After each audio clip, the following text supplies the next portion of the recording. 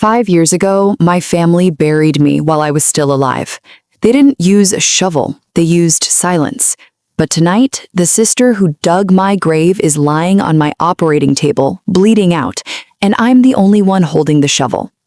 My name is Dr. Elena Vance. I am the chief of trauma surgery at Boston General, a level 1 trauma center. I drive a car that costs more than my father's house, and I save lives that others have given up on. But if you ask my parents, Jerry and Martha Vance, I don't exist. Or rather, the version of me that exists in their heads is a cautionary tale, a dropout, a failure, a ghost.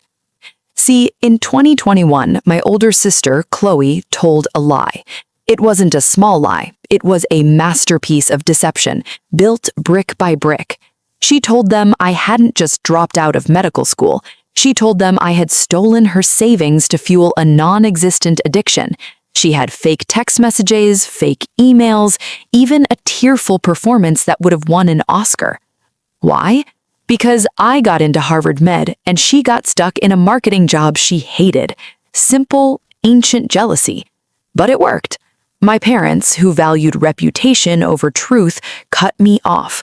No phone calls, no graduation, no wedding invite. For 5 years, I was an orphan with living parents. But tonight, the universe decided to balance the books. It's 3:17 a.m. on a freezing Tuesday in February, the kind of cold that seeps into your bones. I'm in the on-call room staring at a lukewarm coffee when the pager goes off. Code trauma, MVC, high speed, unstable. I don't panic. Panic is for amateurs. I slide into my scrubs, tie my hair back, and walk to the trauma bay. The ambulance doors fly open, bringing with them a gust of icy wind and the metallic smell of blood. The paramedics are shouting vitals. Female, 34, driver's side impact, BP 80/50 and dropping. I step forward to take control of the room. Let's get her on the monitor. Large bore IVs, get the ultrasound ready. And then I see her face. It's swollen, bruised, caked in dried blood and glass dust, but I know that face better than my own. It's Chloe. The room spins for exactly 1 second. The noise of the ER fades into a high-pitched ring. My sister, the architect of my destruction, the woman who stole my family. She's lying there, helpless, her life literally in my hands. A dark, intrusive thought whispers in the back of my mind. Let her go. It would be easy. She's critical. Injuries like this, people die all the time. Dr. Vance, my resident, Dr. Park, is looking at me, concern etched on his face. Doctor, are you with us? I blink. The room snaps back into focus. I look at the monitor. Her heart rate is 140. She's bleeding internally. Massive splenic rupture. Liver laceration. She has maybe 20 minutes before she codes. I look at Dr. Park. I know this patient, I say, my voice terrifyingly calm. She's my sister. The room goes silent. Everyone freezes. Conflict of interest. Protocol says I should step away. I should call the backup attending. I should let someone else handle this. But the backup is 20 minutes away. Chloe has 20 minutes total. If I step away, she dies. If I operate and she dies, my career is over. I look at her broken body. I think about the 5 Christmases I spent alone. I think about the letters I wrote to my mother that came back return to sender. Prep the OR, I command. I'm scrubbing in. The operating room is a sanctuary. It's cold, bright, and honest.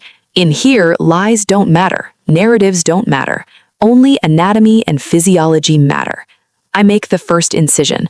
My hands are steady. They are the hands of a surgeon who has performed this procedure 1,000 times. But this time, every vessel I clamp, every suture I throw feels heavy. Her spleen is shattered. I have to remove it. Her liver is bleeding profusely. I use the argon beam coagulator to stop it. It's a dance of violence and grace. BP is stabilizing, the anesthesiologist says. I look down at her exposed abdomen. This is the same person who looked me in the eye 5 years ago and said, "Nobody wants you here, Elena. Just leave." I could have nicked an artery. I could have been just a little too slow. Nobody would have known. It would have been a tragic accident. But that's what Chloe would do. That's the difference between us. She destroys things to make herself feel big. I fix things because that is who I am. I repair the damage. I check for bleeding. I close her up. 3 hours later, she's alive, stable. I peel off my blood-soaked gloves and drop them in the bin. "Nice work, Chief," Dr. Park says. He doesn't know the half of it. I walk out of the OR and head to the scrub sink. I look at myself in the mirror. I look exhausted. I look older. But for the first time in 5 years, I don't look like a victim. I change into a fresh white coat. My name is embroidered in blue thread. Dr. Alina Vance, MD, FACS. I walk down the long hallway toward the surgical waiting room. My heart is pounding harder now than it was during the surgery. This is the hardest part. I push open the double doors. There they are, Mom and Dad. They look older. Dad's hair is completely gray. Mom is clutching her purse like a lifeline. They are pacing, terrified. They don't see me at first. They're looking for a doctor. They're looking for someone in charge. They're definitely not looking for the daughter they disowned. "Mr. and Mrs. Vance?" I say. They spin around. The recognition hits them like a physical blow. Mom gasps, her hand flying to her mouth. Dad actually stumbles back a step, gripping a chair for support. For 10 seconds, nobody speaks. The silence is thick enough to choke on. "Alina?" Mom whispers. It sounds like she's seeing a ghost. "Dr. Vance," I correct her. My voice is steel. "I'm the attending trauma surgeon on call tonight."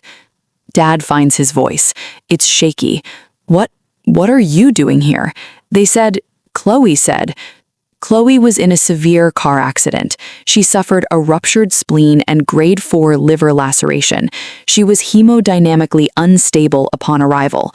"Is she—" Mom starts to sob. "I operated on her." I let that hang in the air. I stopped the bleeding. I removed her spleen. She's stable. She is going to live. I watch the emotions war on their faces. Relief that Chloe is alive, confusion that I'm here, and underneath it all, the slow, creeping horror of realization. You operated?" Dad asks, squinting at my white coat, at my badge. "Yes, I'm the chief of trauma here." "But," Mom is shaking. "Chloe said you dropped out. She said you were on the streets in Chicago." I let out a short, dry laugh. It has no humor in it. "And you believed her, without ever calling me, without ever checking." "We tried," Dad shouts, falling back into his old defensive patterns. "We called. You changed your number." "I have had the same number since 2018. Chloe blocked it on your phones, didn't she?" They go quiet. They know. Deep down, they know. "She lied," I said, "about everything. I graduated top of my class. I did my residency at Mass General. I fellowship trained in trauma. While you were mourning a drug addict that never existed, I was becoming one of the best surgeons in this state." I pull out my phone. "Here you want to see? Here's my graduation photo. Here's my wedding photo. Yes, I'm married. My husband is a pediatric cardiologist. You have a grandson on the way." Mom lets out a sound that is pure anguish. She reaches out for me. "Alina, oh my God, we didn't know." I step back. I don't let her touch me. "You didn't know because it was easier to believe the lie.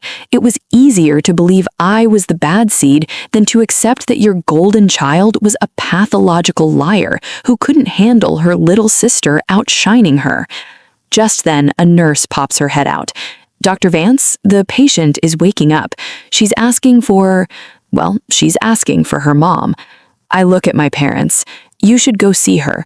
She's alive because of me. Make sure she knows that." I follow them to the ICU, but I stay in the doorway. Chloe looks small in the hospital bed, wires everywhere, pale. When she sees Mom and Dad, she starts crying. I'm sorry, she mumbles, probably talking about the crash. Then she sees me standing in the doorway, white coat gleaming under the fluorescent lights. Her eyes go wide. The monitor beeps faster. Beep, beep, beep. She knows. In that split second, she knows the game is over. The house of cards has collapsed. "Elena?" she croaks. "Hi, Chloe," I say. "I fixed your liver. You're welcome." Mom turns to Chloe. Her face is a mask of fury I haven't seen since I was a teenager. "Chloe," she says, her voice trembling, "why did you tell us your sister was in rehab?" Chloe looks from Mom to me.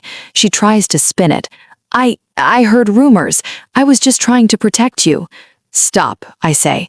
"Just stop. I pulled your medical records, Chloe. You listed me as your emergency contact 5 years ago, but put in a fake number so the hospital couldn't reach me. You knew exactly where I was. You've been stalking my LinkedIn for years." Chloe starts to sob, real ugly tears this time. "You always had everything. You were always the smart one, the pretty one. I just wanted them to look at me for once." There it is, the naked truth. Dad looks at Chloe like he doesn't recognize her. "You stole 5 years from us," he whispers. 5 years of my daughter's life, my grandson." He turns to me. Tears are streaming down his face. "Elena, please, forgive us. We were fools. Let us fix this." This is the moment I dreamed of. Them begging, them apologizing, the victory lap. But standing there, I don't feel triumph.